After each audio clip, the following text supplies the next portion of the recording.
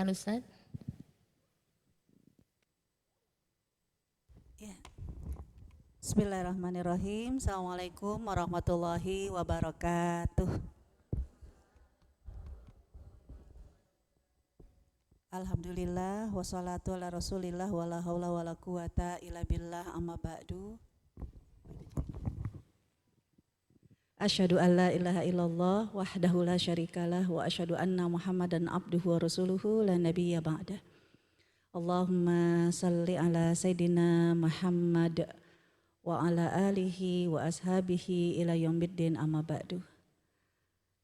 Ibu-ibu yang dirahmati oleh Allah Subhanahu wa taala, alhamdulillah walaupun ini auranya sih enaknya healing. Iya kan? Enaknya mah keliling-liling, tapi alhamdulillah ternyata Allah masih berikan kita kesempatan, kesehatan untuk bersama-sama dalam meningkatkan iman kita, karena ini kan adalah momen bulan ke-12. Kalau urutan Islam berarti bulan Dzulhijjah adalah bulan evaluasi. Tapi mohon maaf Ibu, ini kemarin dipakai sama anak saya kok nggak bisa dibuka ini.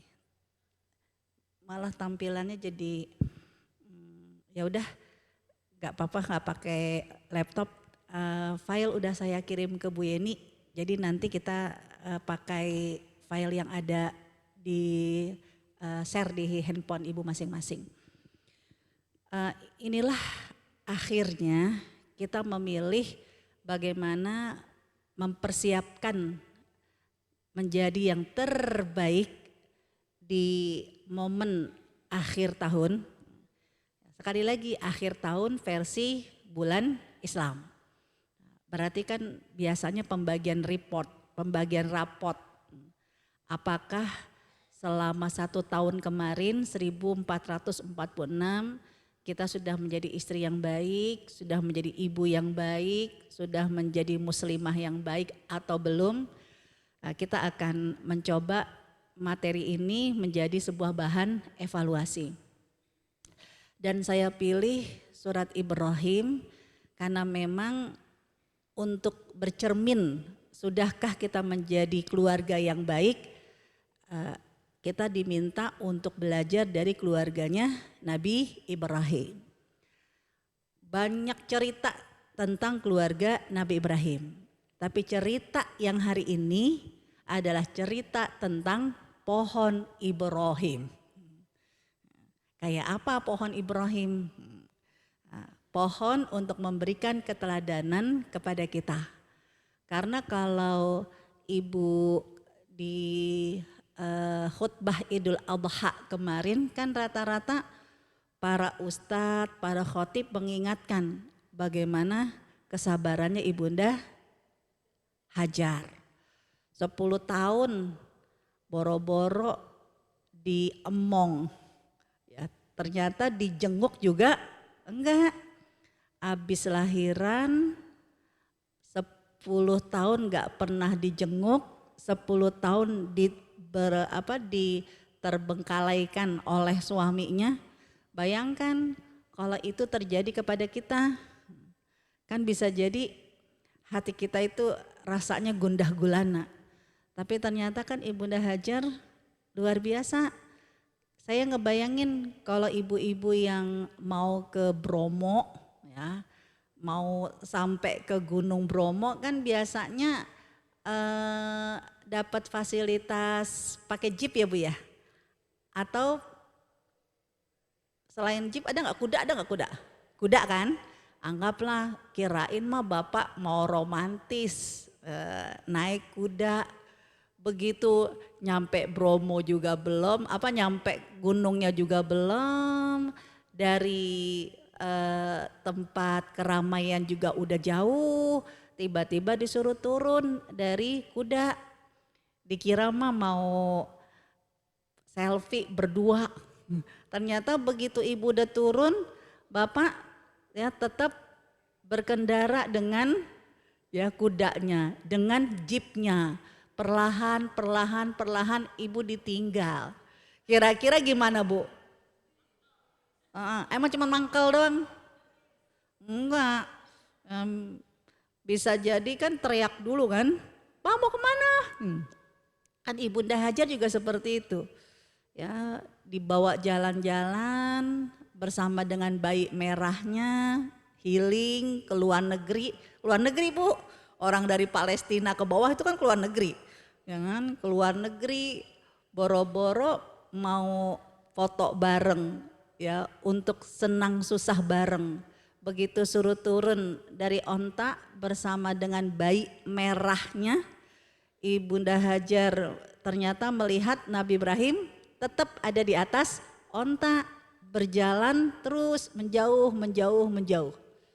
Wajar, sama kayak ibu-ibu berteriak dan bertanya, ila aina anta, kamu mau kemana?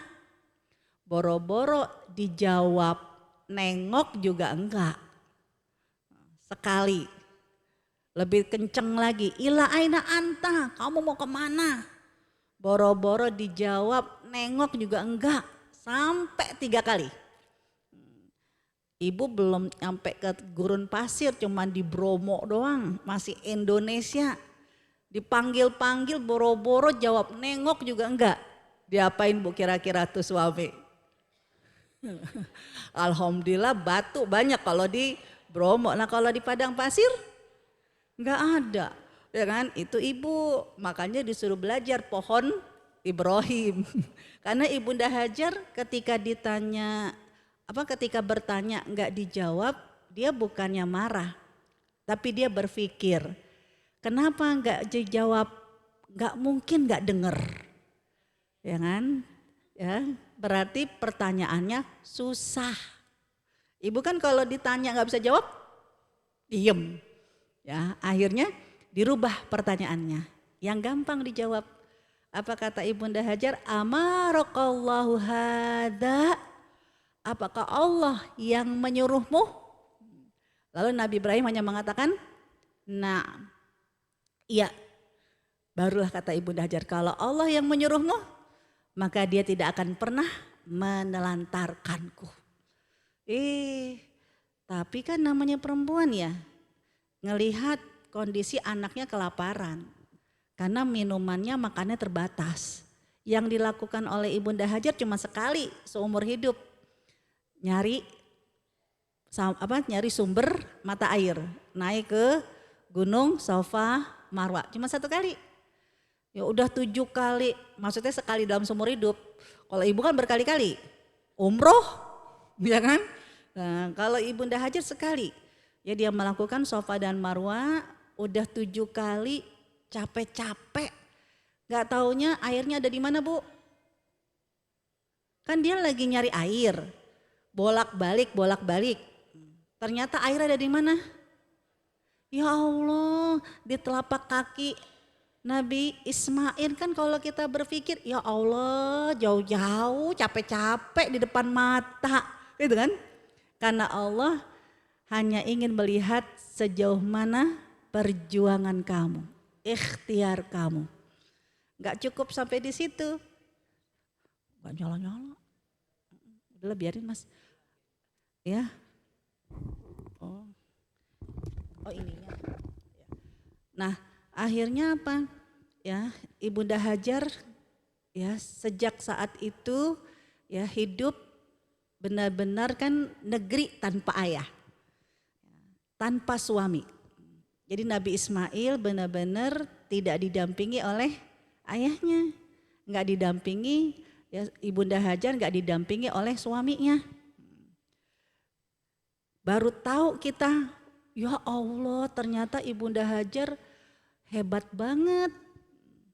10 tahun tanpa suami, 10 tahun tanpa pendampingan suami, ternyata keimanannya, kesabarannya, kekokohannya mantep banget. Buktinya apa? 10 tahun kemudian Nabi Ibrahim setelah meninggalkan anaknya dan istrinya bukan karena kebencian. Berarti 10 tahun masih memendam rindu ingin ketemu. Kayak ibu dipisahkan sama anaknya. Padahal nggak kemana-mana, cuma di pesantren. Nggak boleh ditelepon. Kalaupun dikasih handphone, handphone yang nggak bisa WhatsAppan, nggak bisa video call, cuman handphone jadul. Ya begitu ada jadwal mau ketemu, kira-kira gimana Bu? Seneng nggak? Seneng banget. Nabi Ibrahim 10 tahun kemudian kan dikasih informasi sama Allah. Ya Ibrahim, tengok anakmu, tengok istrimu. Wah Nabi Ibrahim seneng banget. Kayak apa anaknya yang sekian tahun ditunggu-tunggu, ternyata begitu lahir harus terpisahkan. Udah tuh Bu, ya Nabi Ibrahim dari Palestina. Palestina kan di atas. Palestina itu perbatasan nanti ya dengan Turki. Turki itu udah masuk Eropa, berarti kan di atas. Ya dari Eropa, ya dari barat turun itu memakan waktu lama banget. Tepat tanggal 8 Zulhijjah. Kalau kita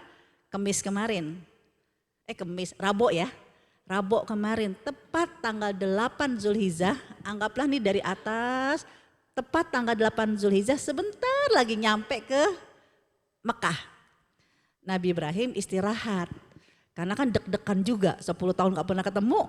Kira-kira kayak gimana ya wajah anaknya. Gimana ya istrinya ditinggalin 10 tahun gak pernah ditengok. Nah dia istirahat dulu tuh tepat tanggal 8 Dzulhijjah. Istirahat di situ ternyata ketika tidur ngimpi. Kalau anaknya yang sudah lama ditinggal, ditunggu-tunggu mau ketemu, begitu ketemu dalam mimpi mau diapain? Sembelih. Kira-kira Nabi Ibrahim buru-buru mau ketemu sama anaknya atau menjauh? Menjauh, makanya jangan heran. Orang yang pergi haji udah ada di Mekah. Dia kan menjauh. Karena tanggal 8 itu tempat Nabi Ibrahim bermimpi, itulah sekarang yang disebut dengan Mina. Di atas Mekah. Ya galau Nabi Ibrahim. Ya Allah, ya Allah, ya Allah kok bisa-bisanya mau disembelih. Menjauhlah Nabi Ibrahim, bukan mendekat. Jadi berlari ke arah timur. Ya, jadi kalau Mina di sini, Mekah di sini nih, dia lari set. Ya, makin menjauh. Seharian dia galau, kacau pikirannya. Bingung, ini gimana? Ya Allah, tega-teganya kepengen ketemu malah ngimpi mau disembelih. Sampai tepat di hari kemudian. Tanggal berapa? 9 Zulhijjah. Di waktu siang hari. Nabi Ibrahim nyampe di Jabal Rahmah. Jabal Rahmah berarti di mana Bu? Satu tempat namanya apa? Arafah. Di situ tempat Nabi Adam bertemu dengan Ibunda Hawa. Tempat pengakuan dosa. Tempat doa itu mustajab. Nabi Ibrahim akhirnya dari mulai siang hari beristighfar kepada Allah. Munajat kepada Allah. Mengevaluasi diri. Ya Allah, mungkin karena cinta abis sama anaknya. Kalau kita terlalu mencintai, makanya nanti Allah cemburu. Maka Allah akan uji, mau gak kamu kalau yang kamu cintai itu diapa-apain sama Allah. Nabi Ibrahim langsung istighfar, ya Allah. Kan anak bukan milik kita, anak itu milik Allah, titipan. Berarti kalau yang nitip mau nyembelih, dia harus ikhlas, harus ridho. Udahlah di tanggal 9 dari mulai zuhur sampai waktu asar menjelang maghrib, Nabi Ibrahim ikhlas, ridho. Ya Allah, ternyata 10 tahun setelah dipisahkan akan dipertemukan, tapi dengan tangannya harus dipersembahkan untuk Allah. Mantep. Berarti kalau udah mantep, dia siap kemana Bu? Ketemu sama anaknya. Nah, ini tanggal kan tadi Arafah di sini, Mekah di sini. Berarti kan dia harus balik ke Mina. Karena rutenya kan begitu. Ya, Mina biar aman baru turun ke Mekah. Udah dari mulai ba'da maghrib dia jalan. Mau menuju ke Mekah. Ya karena udah malam istirahat dulu di satu tempat. Yang di situ Nabi Ibrahim bermalam lalu didatangi oleh iblis. Ya, ngapain iblis? Godain, gila lo Ibrahim. Ya anak cakep-cakep, anaknya nanti bener-bener anak yang soleh mau disembeli. Dan nanti umatmu gimana? Berarti gak boleh mencintai anak. Kalau mencintai anak, anaknya harus disembeli. Tempat Nabi Ibrahim bermalam karena digoda sama iblis, akhirnya Nabi Ibrahim ngumpulin batu. Sekarang nama tempatnya apa Bu? Muzdalifah. Makanya sunnahnya ya hari Rabu kita kumpulkan kegalauan kita. Lepas semua di tanggal 9 istighfar munajat sama Allah. Tanggal 10 ya ketika iblis sudah mulai menggoda kumpulkan 21 maksimal sifat keiblisan. Jangan sampai masih ada dalam diri kita. 21 batu dikumpulin lalu akhirnya dikejar tuh iblis. Dari mulai Muzdalifah dikejar. Ketimpuknya di mana? Di Mina. Makanya rutenya gitu. Dari Arafah ke Muzdalifah ke Mina. Di Aqabah Ula. Ya, di Jumroh Ula. Ditimpuk 7 batu. Jadi ibu walaupun enggak di haji setiap tahun kita harus melakukan itu. Bukan nimpuk setan tuh kalau orang yang lempar jumroh Bismillahirrahmanirrahim Bismillahirrahmanirrahim bukan yang ditimpuk setannya udah gak ada tapi mengeluarkan sifat-sifat kesetanan. Saya adalah orang yang suka suuzon, bismillah keluarin sifat suuzonnya. Saya adalah orang yang batuk hatinya keluarin ya bismillah Allahu Akbar maksimal 21 karena kalau lebih 21 berarti lebih dari iblis ya kan. Alhamdulillah gak nyampe 21, alhamdulillah. Ya, kenapa saya bilang maksimal 21? Karena iblis itu ditimpuk sama Nabi Ibrahim cuma 21, itu udah kabur. Ya, kita jangan sampai lebih dari 21. Berarti lebih dahsyat dari iblis, ya kan? Nah, akhirnya setelah ditimpuk ya di tanggal 10. Bismillah, sifat kesetanan udah dibuang. Dia siap ketemu sama anaknya. Masya Allah ternyata anak yang ditunggu-tunggu selama ini benar-benar anak yang baik. Berarti buah itu gak bakalan jatuh jauh dari pohonnya. Siapa yang mendidik Nabi Ismail selama 10 tahun? Ibunya, makanya ibu jangan heran, Ibunda Hajar gak pernah ada cerita lengkapnya di Al-Quran.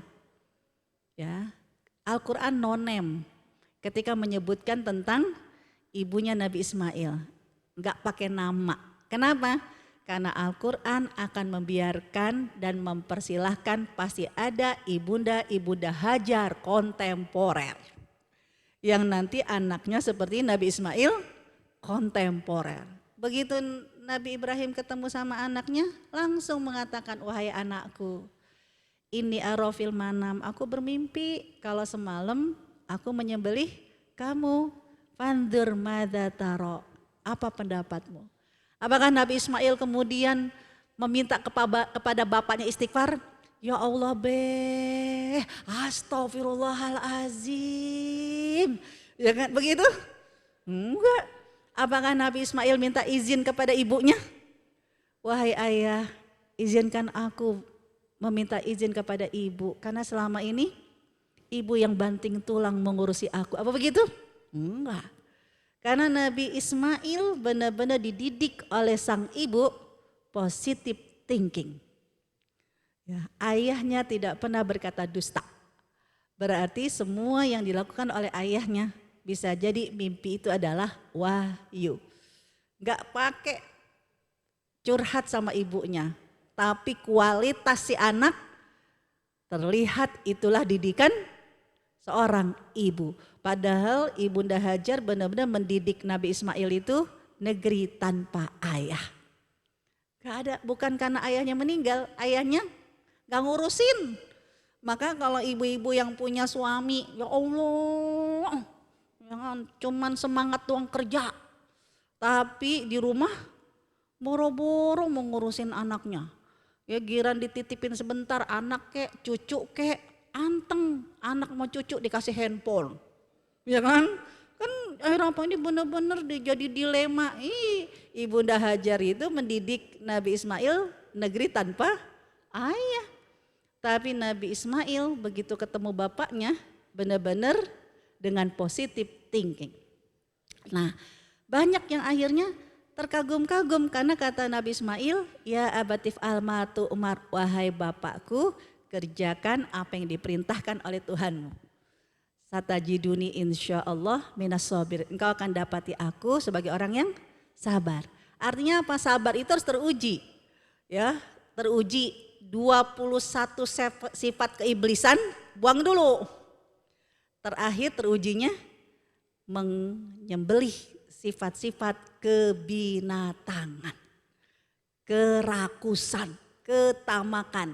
Berarti dia menyerahkan dirinya untuk disembelih karena dia tahu bapaknya memiliki sifat ketamakan, yaitu gak mau berbagi dengan anak ini kepada orang lain. Cintanya kepada anak ini melupakan perintah Allah. Makanya disuruh disembelih sifat-sifat kebinatangan. Nah, banyak akhirnya orang yang berkomentar, ya Allah, terbuat dari apa sih hatinya Ibunda Hajar? Kok bisa sih kayak begitu? Tiap tahun kita diminta untuk mempelajarinya. Setiap tahun nih cerita kita diulang. Cerita tentang Ibunda Hajar di dalam Al-Quran gak pernah berubah. Pasti begitu-begitu aja. Cerita yang saya sampaikan mungkin bukan suatu yang baru bagi ibu-ibu. Udah pernah dengar. Karena memang cerita di dalam Al-Quran tidak pernah berubah. Tapi Allah menyuruh kita, kitalah yang berubah. Cerita di dalam Al-Quran tidak pernah bergerak. Dan Allah menyuruh kita, kitalah yang bergerak. Nah hari ini bagaimanakah kita kepingin tahu, mempelajari tips seperti apakah ya kualitas Ibunda Hajar. Nah, Allah menyuruh kita belajarlah dari pohonnya Ibrahim. Ya, pohon yang ada dalam surat Ibrahim. Kayak apa pohonnya? Lihat di ayat ke-24. A'udzubillahi minasyaitonirrajim. Alam tara. Emangnya kamu gak lihat? Emangnya kamu gak punya mata? Bukankah apa yang kita lihat dan apa yang kita dengar tersimpannya di mana, Bu? Di otak. Nah, jadi bahasanya nanti kalau udah lihat emangnya gak mikir, gak punya otak. Jadi Allah menyuruh perhatikanlah. Nih perumpamaan kalimat yang baik kalau sebuah kalimat. Perempuan yang baik kalau itu perempuan. Iman yang baik kalau kita kepinginnya ya adalah iman. Nah, kayak apa itu? Nah, Allah menyuruh perumpamaannya seperti apa, Bu? Kasyajaratin thayyibah.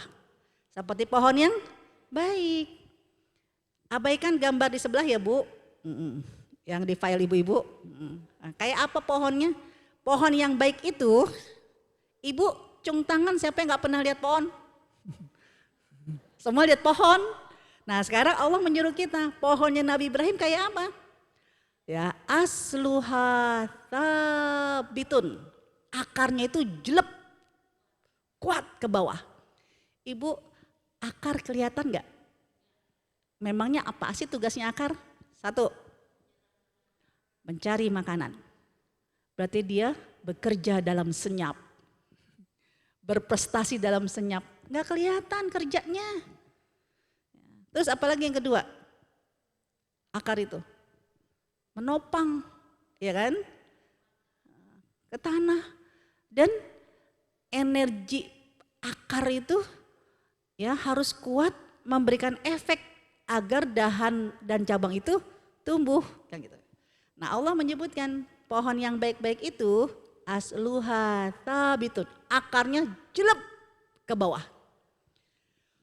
Walaupun dia tidak terlihat bekerja.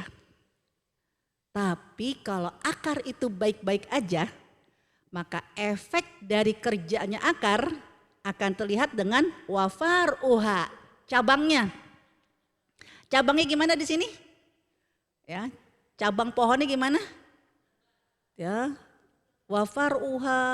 Jadi cabangnya, kalau dibilang cabang, pedahannya kali ya. Ya jadi iya, jadi cabangnya itu, pohonnya itu dia akan tumbuh, nggak sekedar tumbuh, tapi tumbuhnya bagaimana? Wafaruha fis sama. Jadi tumbuhnya itu, pohonnya itu sampai menjulang ke langit. Kira-kira pohon apa aja, Bu? Jadi pohon Nabi Ibrahim pohon apa aja yang kayak begini? Pohon apa aja, Bu? Pohon belimbing. Pohon apa? Beringin, pohon beringin. Apalagi? Pohon kelapa. Apalagi? Nah, karena apa yang ibu lihat itu akan kepikir disimpan di otak. Jadi ibu lihat yang pohonnya akarnya kuat, dahannya itu, cabangnya itu menjulang ke angkasa tinggi. Pohon apa aja selain beringin, kelapa? Pohon asem. Apalagi? Sawo. Jadi ini tergantung, karena kalau yang nggak pernah ngeliat pohon sawo bingung. Apa ya kan? Apalagi, Bu? Rambutan. Apalagi? Apel. Emang pernah lihat? Emang apel tinggi?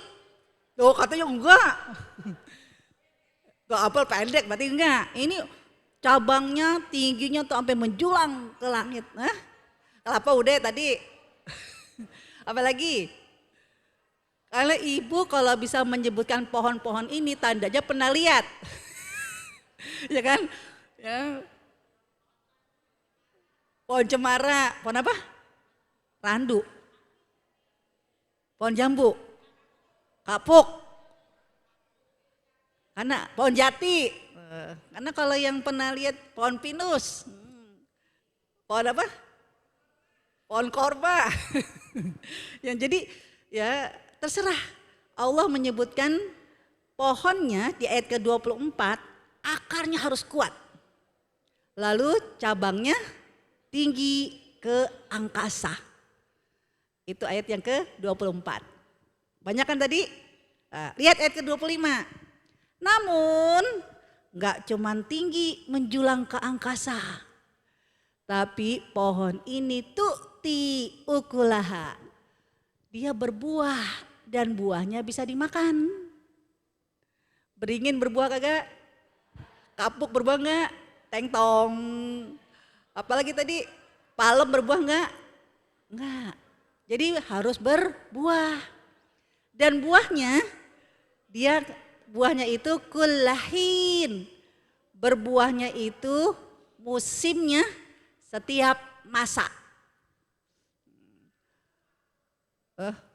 Kurma, kelapa. Kelapa berbuahnya dalam 1 tahun berapa kali? Pohon apa?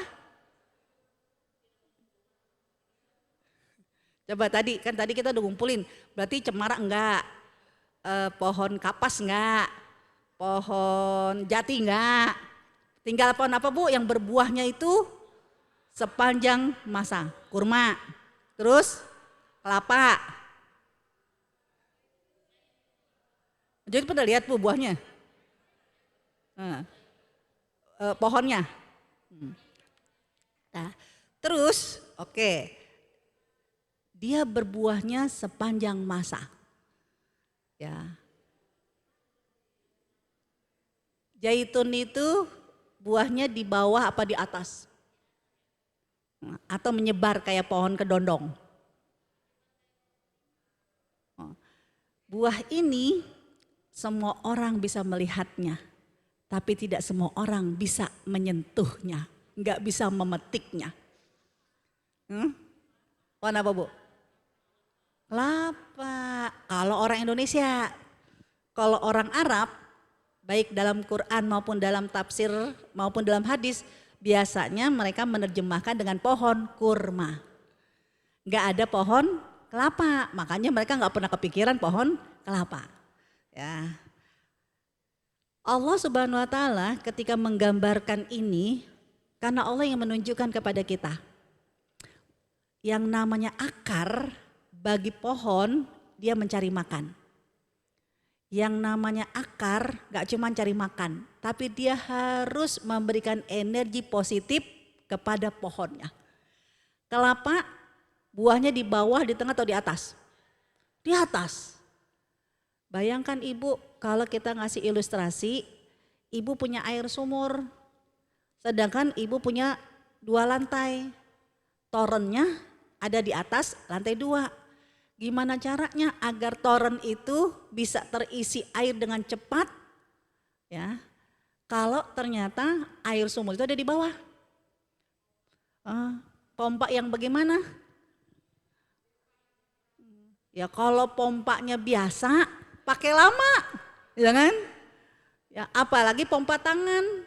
Pompa tangan, ya Allah, begitu udah penuh istirahat. Ya kan, begitu dipakai sama anak biar, ya habis mogok agak mau ngompak lagi. Tapi akar ini kerjanya tidak pernah motong. Dia akan terus dengan seperti kekuatan mesin jet pump. Nah, akarnya kelapa kerja tidak terlihat, mencari makan tidak terlihat, tapi ternyata kerjanya, efeknya itu seperti pompa jet pump, sampai buahnya itu di atas, ya kan? Kenapa? Dan dia berbuahnya, kelapa itu udah saya searching di Gemini, ya di Chat GPT. Kalau kelapa itu berbuahnya dalam 1 tahun 10 sampai 13 kali. Berarti tiap bulan. Tiap bulan berbuah.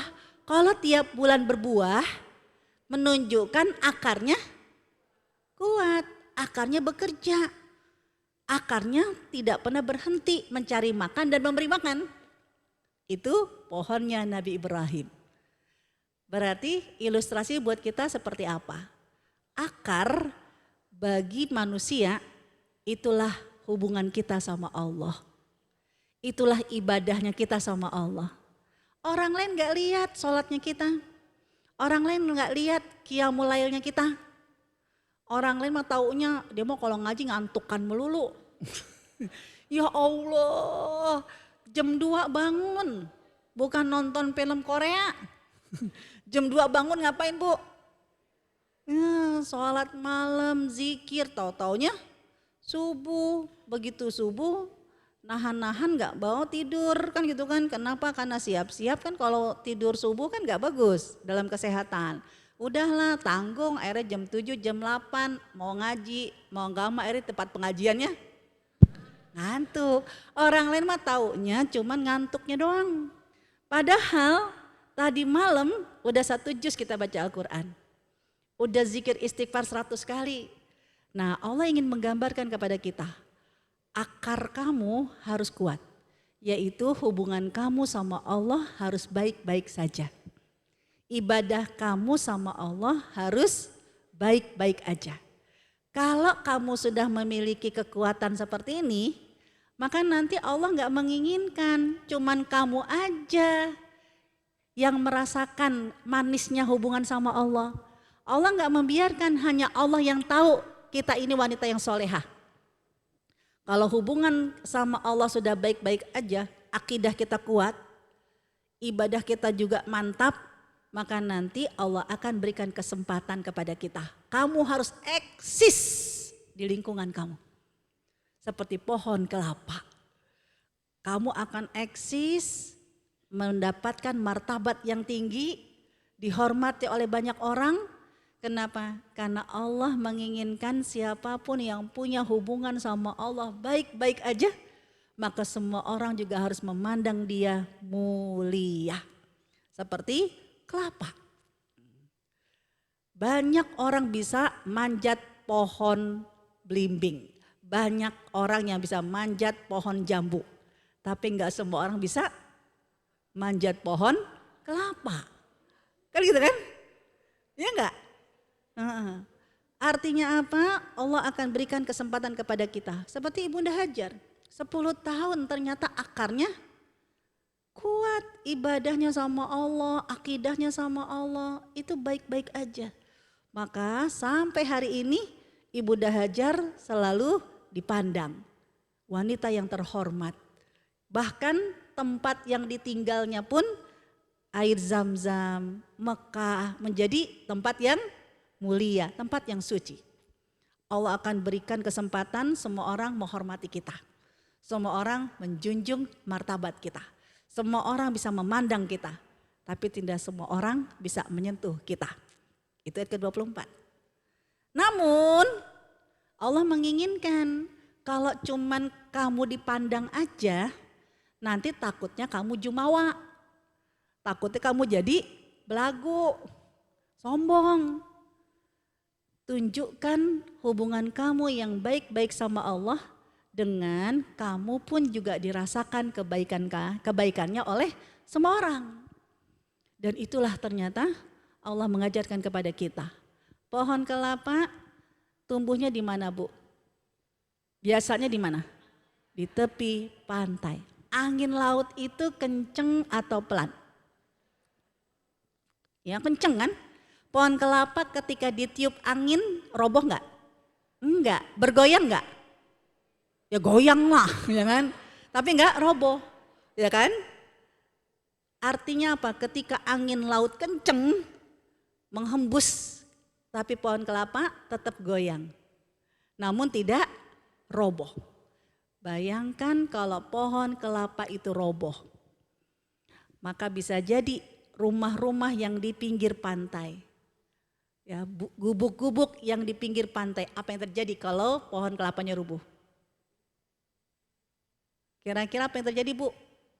Angin berhembus kenceng, pohon kelapanya enggak kuat, dia roboh, kira-kira apa yang terjadi dengan daratan? Hancur, enggak kuat, angin laut kan kenceng banget. Nah tandanya apa? Ibu, Allah menyuruh kita. Seorang Ibunda Hajar, seorang perempuan, kalau kamu seperti pohon kelapa, kuatkan ibadah kamu sama Allah, kuatkan hubungan kamu sama Allah, kuatkan keyakinan kamu sama Allah, maka kamu akan punya akar yang kuat. Maka ketika ujian apapun yang menimpa kamu, lalu kamu goyang ke kanan, kamu goyang ke kiri, ya maklum kamu karena kamu hidup, tapi kamu gak akan pernah roboh. Kenapa? Karena keberadaan pohon kelapa tidak hanya untuk menunjukkan kekuatannya. Tapi keberadaan pohon kelapa untuk melindungi daratan. Sama juga dengan seorang perempuan. Keberadaan kita, ibadah kita yang kuat, hubungan kita dengan Allah itu kuat. Enggak hanya membuat kita tangguh. Tapi sesungguhnya agar kita tetap bisa berdiri, bertahan untuk melindungi siapa? Keluarga kita. Kalau seorang ibu sudah tidak punya lagi asa, wajar nanti anak-anaknya akan putus asa. Kalau seorang ibu hatinya udah bergemuruh huru hara, anaknya juga pasti porak-poranda. Jadi kekuatan Ibunda Hajar dalam kisah surat Ibrahim dari sebuah pohon, Allah ingin menunjukkan kepada kita, Allah percaya anak, suami, keluarga, bahkan masyarakat itu akan kokoh, akan terlindungi dengan syarat perempuannya kokoh terlebih dahulu. Perempuannya memiliki hubungan yang baik-baik saja dengan Allah. Salat malam kita, zikir kita, tilawah kita, orang lain gak tahu. Tapi zikir kita, munajat kita membuat Allah suka dengan kita. Maka nanti pada saat kaki kita berdiri, Allah akan memberikan kesempatan kita terhormat, dimuliakan, dihormati. Tapi ternyata tidak hanya sekedar dihormati.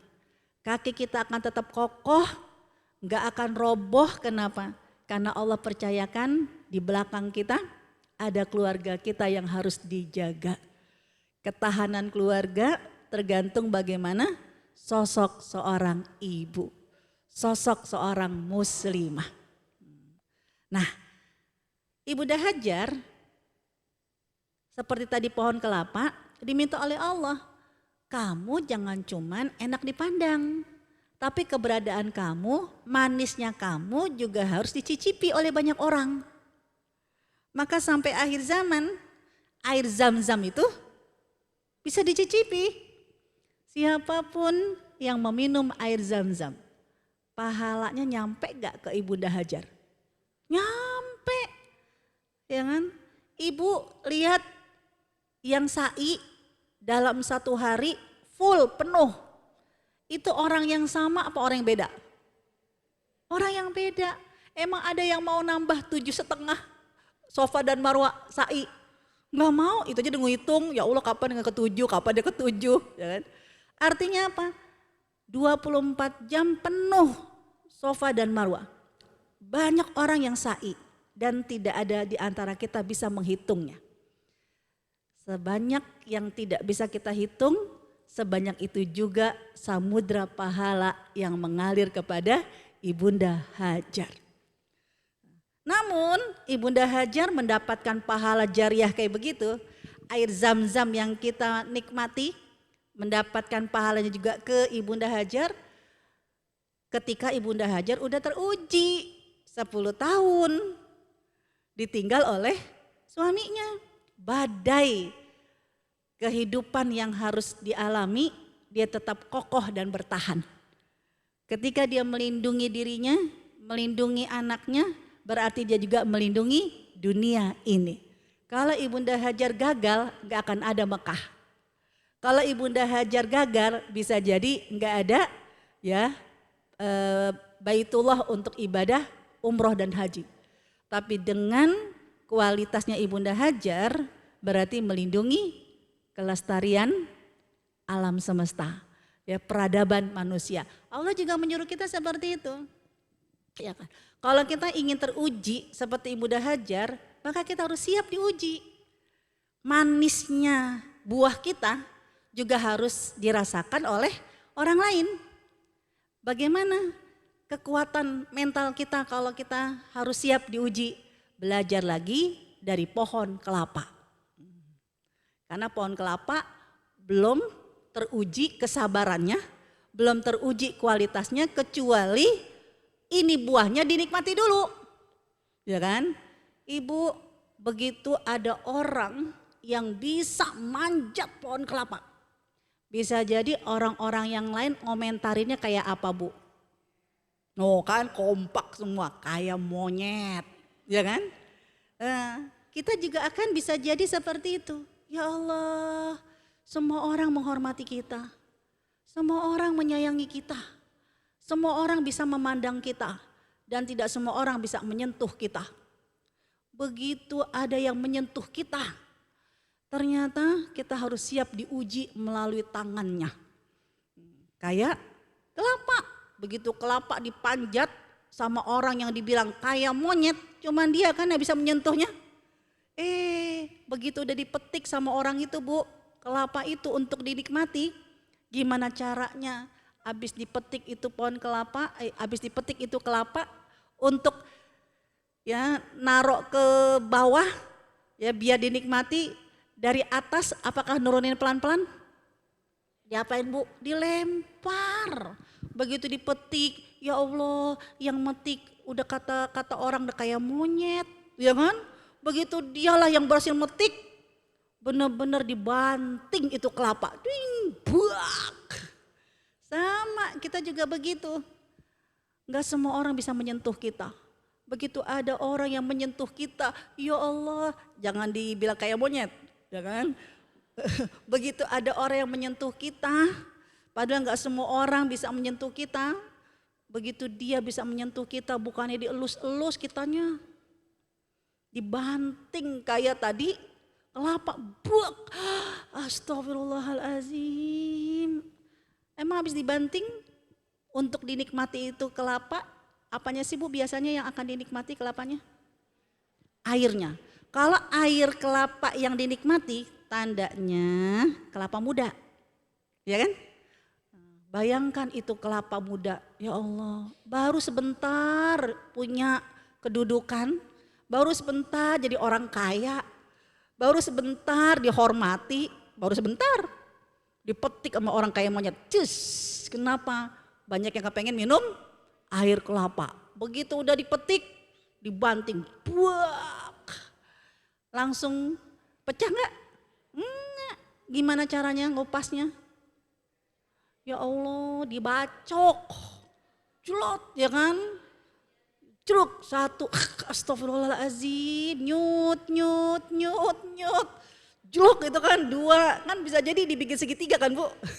Curuk, ya Allah, sakit kepala di depan, sakit kepala di belakang, sakit kepala di samping, ya Allah, nyut. Begitu udah bisa diminum airnya. Paling yang menikmati kalau air kelapa satu butir berapa orang Bu? Seorang doang. Kasihan banget tuh kelapa muda baru jadi orang kaya pertama sebentar ya kan. Tahu-taunya set habis batoknya dibuang. Itu kalau yang baru sebentar dihormati karena baru sebentar sukses. Tapi kalau yang kelapa tua berarti kan udah lama itu. Paling nggak udah sebulan. Ya, dia dipandang banyak orang, dihormati, ya dieluk-eluk. Udah saatnya manisnya keberadaannya harus dirasakan oleh banyak orang. Karena kalau cuma bisa dipandang doang jatuhnya sombong. Tapi kalau dia bisa dinikmati oleh banyak orang berarti dia orang yang rendah hati. Dipetiklah itu kelapa tua. Dipetik, dibanting. Buak. Mau dibikin apa Bu? Rendang, santan. Kayak apa pengorbanan kelapa untuk jadi santan? Ya, habis dibacok, dikupasnya gimana Bu? Ya kan, dikupasnya dijenggut, udah sakit kepala ya Allah Pak. Kan bisa jadi yang paling sering nyentuh kita adalah suami kita. Orang menghormati kita ternyata ya Allah. Yang di rumah yang gak bisa ngebedain antara pembantu sama nyonya. Dikit-dikit mah. Ya kan? Ya Allah, bener-bener deh ya Allah. Udah dibacok terus dikupaskan. Emang ngupasnya kayak ngupas bawang. Enggak nih, dijenggut jerut, ya Allah, jerut. Udah nyut-nyutan, merinding semuanya, ya Allah, ya Allah, ya Allah. Kurang apa saya sholatnya ya Allah, emang kamu karena udah bagus sholatnya. Makanya kamu akan diuji. Ya kan, kenapa? Karena nanti ujian kamu, karena Allah ingin mengambil saripati imannya kamu. Udah deh dijenggut, kelihatan kelapanya. Diapain lagi Bu kalau kepengen jadi santan? Tunggu, mau santan premium apa santan reguler? Kalau premium kan yang hitam-hitam jadi kerik dulu. Ya Allah, udah nyut-nyutan, ini sampai dicolek aja sakit. Kan orang begitu kalau udah sakit kepala, udah stres, ini dipegang aja rambutnya. Aduh sakit tuh, persis kayak kelapa lagi dikerik. Jangan. Sampai butir kelapa sudah nampak. Diapain Bu? Diparut. Ya Allah berkeping-keping hati kita ya Allah Pak. Ya Allah Bapak. Bapak kayak marut perasaan saya Pak. Habis diparut diapain lagi? Beres selingkar perut, air mata udah kering. Udah jadi santan kental dan santan encer. Digodok sama apa Bu? Sama bumbu rendang, sama bumbu opor. Kan gitu kan? Dimasukin sapi, dimasukin ayam kampung. Begitu sapi sama bumbu rendang jadi kemarin habis lebaran, ya kan? Emang disebut-sebut Bu, begitu udah jadi rendang kelapanya? Enggak, habis manis apa dibuang. Yang disebut siapa? Sapi, rendang sapi. Lebih tragis lagi itu kelapa kalau jadi opor ayam kampung. Panas-panas ibu tutup, lupa ngangetin. Aduh, asam sih belum, cuma udah berbusa. Ya kan, itu kalau dimakan takutnya ada apa-apa. Akhirnya santannya dibuang. Emang ayam-ayamnya dibuang? Enggak. Ayamnya dicuci.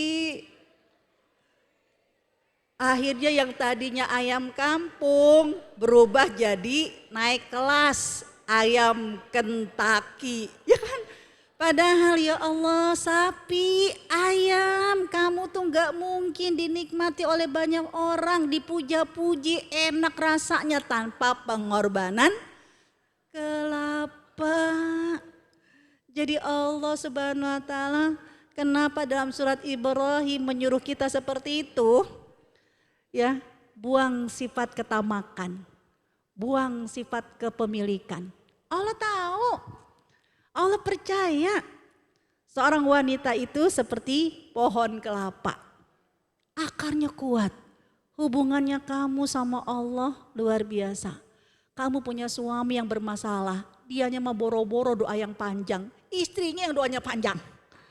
Kamu punya anak yang punya banyak masalah. Mungkin dia cuma nitip doa sama mamahnya. Ma doain aku ya ma. Ibunya yang setiap malam sujud panjang minta sama Allah untuk suaminya, untuk anak-anaknya. Allah tahu. Kenapa? Karena Allah percaya kamu seperti Ibunda Hajar kontemporer. Kalau kamu kepingin mendapatkan keistimewaan sebagai seorang muslimah, perbaiki dulu hubungan kamu sama Allah. Kuatkan dulu keyakinan kamu sama Allah. Dan kalau kamu sudah seperti itu, pengorbanan kamu gak akan pernah sia-sia. Walaupun si sapi melupakan kamu. Ya kan? Rendang sapi. Walaupun tuh ayam ngebuang kamu. Ya kan? Dulu namanya bersama kamu opor ayam. Begitu kamu dibuang, itu ayam jadi ayam Kentucky. Ya kan? Kamu gak akan pernah merasa pengorbanan kamu sia-sia. Kenapa? Karena Ibunda Hajar mengajarkan kepada kita, jangan pernah bergantung kepada orang. Kalau kita bergantung kepada suami kita, bisa jadi ya Allah akan ya menyuruh kita bersabar. Orang yang kamu bergantung kepadanya, ternyata dialah yang menyakiti kamu. Dialah yang meninggalkan kamu. Kamu akan kecewa. Tapi kalau kamu melakukan segala sesuatu, kenapa? Karena hubungan kamu sama Allah baik-baik aja, maka kita gak akan pernah roboh. Kita gak akan pernah putus asa. Walaupun suami kita meninggalkan kita, tapi Tuhan suami kita gak akan pernah meninggalkan kita. Walaupun suami kita membuat kita sedih, tapi Tuhan suami kita selalu mengatakan, la tahzan. Jangan kamu sedih. Walaupun suami kita membuat kita jadi takut. Ternyata suami kita selalu mengatakan, Tuhan suami kita selalu mengatakan, la takhaf, jangan kamu takut. Itulah kekuatan Ibunda Hajar. 10 tahun hanya mengandalkan kepada Allah. Allah akan selalu bersamaku. Allah tidak akan pernah meninggalkanku. Dan Allah akan selalu ridho dengan apapun yang aku lakukan. Orang lain boleh gak tahu. Tapi Tuhan yang Maha Tahu pasti mengetahui dan menjaga nilai-nilai kebaikan kita. Nah disinilah berarti jangan pernah ngegerutu sama Allah. Ya Allah, makanya dievaluasi sholatnya gimana. Musibah gak pernah berhenti, makanya dievaluasi qiyamul lail gimana. Ya, kok doanya gak dimustajab, gak begitu evaluasi kita. Tapi bisa jadi sholat kita makin baik, ibadah kita makin baik. Ya, ujian kita pun bukan karena Allah benci. Ujian kita yang berat seperti kelapa, diperes santannya, Karena Allah menginginkan walaupun kamu telah tiada, tapi rasa yang kamu tinggalkan, kenikmatan akan terus dirasakan walaupun kamu telah tidak ada. Ya seperti tadi, ayam Kentucky kalau hanya sekedar dari awal niatnya jadi ayam Kentucky, dengan ayam Kentucky X opor, rasanya sama atau beda Bu? Enakan yang mana? Kenapa? Gurih gitu kan? Padahal apa? Si ayam udah ngelupain santan. Tapi Allah tidak akan pernah menghilangkan rasa itu ada di tubuh ayam Kentucky. Sama, kerjalah. Kuatkan hubungan kita sama Allah. Walaupun Allah nanti ya walaupun Allah memberikan kesempatan kepada kita dalam kondisi yang hidupnya panjang ataupun hidupnya yang sebentar, enggak masalah. Tapi jejak manisnya kita, jejak kebaikan kita akan terus berada dirasakan oleh banyak orang. Itulah ya yang Allah menyuruh kita belajar dari pohon dalam surat Ibrahim. Allah aja percaya kepada kita, jangan sampai kita tidak percaya dengan diri kita sendiri. Wallahu a'lam bishawab. Kira-kira sekedar inilah ilustrasi untuk menjadikan kita perempuan-perempuan yang tangguh. Ya, assalamualaikum warahmatullahi wabarakatuh. Waalaikumsalam warahmatullahi wabarakatuh. Baiklah ibu-ibu, ada yang mau bertanya?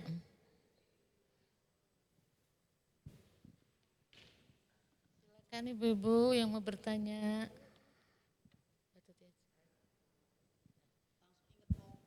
Assalamualaikum warahmatullahi wabarakatuh, Ustazah. Terima kasih kesempatan diberikan pada kamu, Ustazah. Ustazah mau nanya ini, kalau pohon pohon zaitun itu Ustazah ya, saya pernah lihat di YouTube, adanya di Masjidil Aqsa banyaknya ya. Tapi kalau di Mekah saya pernah beli manisannya Ustazah. Itu gimana pohonnya Ustazah? Akarnya sekuat pohon kelapa enggak Ustazah? Iya, makasih Bu Ustazah. Assalamualaikum. Kalau versi Al-Quran untuk az-zaitun itu ada dalam surat At-Tin. Watini waz-zaitun. Itu ada jadi Palestina. Kenapa? Karena zaitun itu akan menjadi ikon kekuatan yang seperti minyak. Minyak. Ya. Kenapa minyak? Karena pelumas ini ya itu akan seperti halnya minyak, besi yang kuat kayak apapun kalau nggak ada minyaknya nggak bisa lentur, ya kan begitu. Ya bahkan dalam surat An-Nur, nur ala nur, cahaya di atas cahaya, sampai Allah itu mengibaratkan miskahnya, minyaknya itu bisa abadi. Cahayanya itu bisa terus kokoh juga dari zaitun. Artinya apa? Kenapa zaitun itu Allah tumbuhkan sebagai simbol kekuatan di Palestina? Ya karena minyak inilah yang akan menjadi sumber kekuatan ya untuk ya umat Islam yang seperti besi. Ya tanpa minyak besi ini tidak akan lebih optimal. Namun untuk hari ini kelapa itu enggak ada di tafsir manapun juga. Tapi pohon kelapa adalah tafsir jalan lain. Jadi bukan jalan lain. Itulah tafsirnya orang Indonesia. Kenapa? Karena Allah menyuruh kita dengan alam taro. Kamu lihat dengan mata kamu. Karena kalau kamu ngebayangin pohon kurma, banyak orang yang cuman ngelihat kurmanya, gak ngelihat gimana pohon kurma itu dan buahnya pohon kurma bagaimana panennya. Dan kelapa di Indonesia itu jadi simbol apa Bu? Jadi lambang apa Bu? Pramuka. Kalau pramuka itu tandanya identik dengan karakter yang seperti apa? kuat, mandiri, dan sosial, peduli tinggi.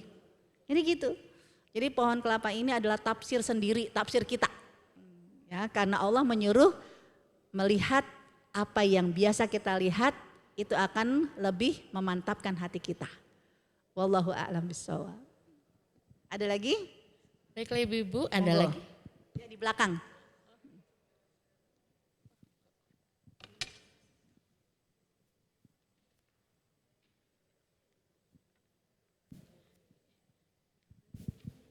Assalamualaikum warahmatullahi wabarakatuh.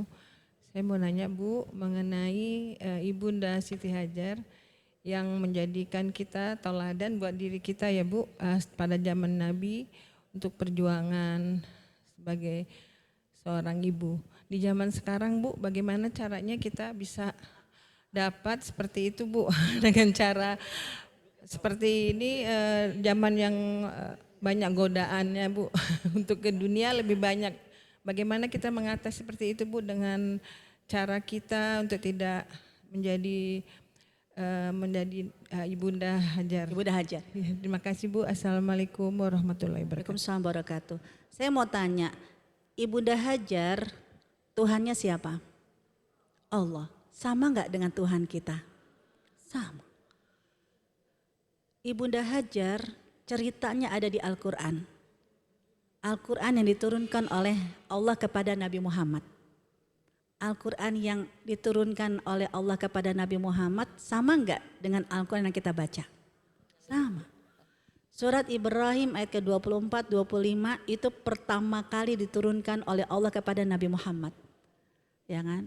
Quran yang sama enggak? Surat Ibrahim ayat 24, 25 yang kita baca sekarang? Sama. Artinya apa? Inilah modal dasar yang harus kita miliki. Tuhannya Ibunda Hajar sama dengan Tuhannya aku. Bahkan langit yang membuka rezeki kepada Ibunda Hajar, langit yang menyatu dengan langit yang ada di Indonesia. Al-Quran kan kalau daratan dipisahkan dengan samudra, tapi kalau langit sama. Ya, tidak ada perpisahan, tidak ada ya dibatas-batasi. Artinya apa? Kalau kita punya kemampuan berpikir seperti itu, maka bismillah, ya Allah, jangan cuman Ibunda Hajar yang memiliki kekuatan seperti itu. Suaminya Ibunda Hajar adalah nabi. Tapi ternyata Nabi Ibrahim meninggalkan istrinya. Enggak mendampingi istrinya. Nabi Ismail adalah nabi, tapi ternyata Nabi Ismail tidak didampingi oleh ayahnya. Tandanya apa? Ya Allah, karena Tuhannya Nabi Ibrahim, Tuhannya Ibunda Hajar, Tuhannya Nabi Ismail adalah Tuhan yang sama dengan Tuhan yang aku minta. Maka ya Allah, Engkau harus berikan kesempatan yang sama untuk aku. Ketika memang Allah hanya menyuruh kita, persiapkanlah mental kamu seperti tadi yang kamu lihat di depan mata kamu. Lambang pramuka. Ya kan? Kekuatan kelapa yang diparut-parut, yang diperes-peres. Ya kan? Sampai udah gak ada lagi isinya. Udah sampai diambil sari patinya.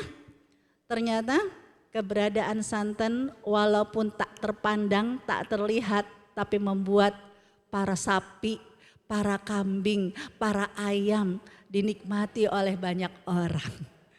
Allah tidak akan pernah melupakan jerih payah kita. Bekerjalah, bekerjalah, kenapa? Karena Allah tidak akan pernah melupakan semua kebaikan-kebaikan kita. Ya inilah kenapa, karena tidak ada yang bisa membuat kita bangun kecuali kita sendiri yang membangunkan ya kemantapan dan kekuatan langkah kita. Wallahu a'lam bishawab. Baiklah ibu-ibu, ada lagi?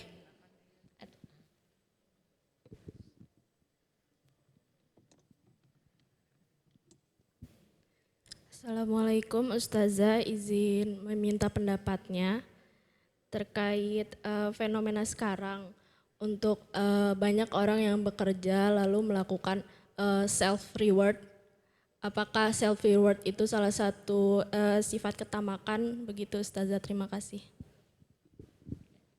Untuk urusan dunia,